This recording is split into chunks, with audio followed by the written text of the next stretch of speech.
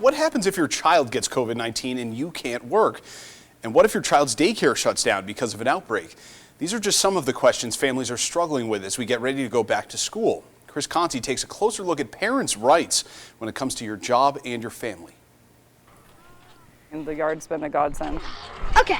The constant back and forth of a summer consumed with COVID This has been a summer of popsicles.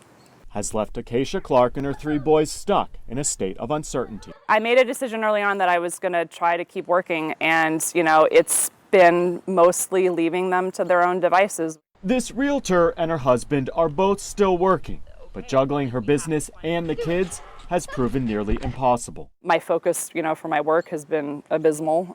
So I haven't been able to focus. I'll get in, a few minutes here, a few minutes there, but it's very stressful. As empty classrooms start to fill back up, Acacia and other parents across the country are stuck, wondering what might happen if their kids catch COVID and they can't work.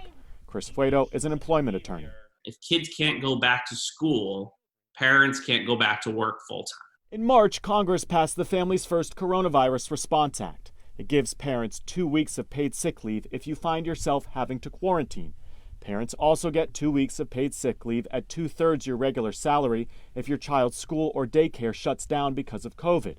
And it guarantees 10 weeks of leave at 2/3 your salary if you need to take care of a sick child. Those benefits will run out on December 31st. Another big problem facing parents right now, many have already exhausted all of their leave. So if you do find yourself having to ask your boss for more flexibility, the best advice is to have a plan. Come up with your plan and say, hey, listen, this is the most that I can do for my employer, or this is how I can do everything I need to do for the employer while still be there for my family.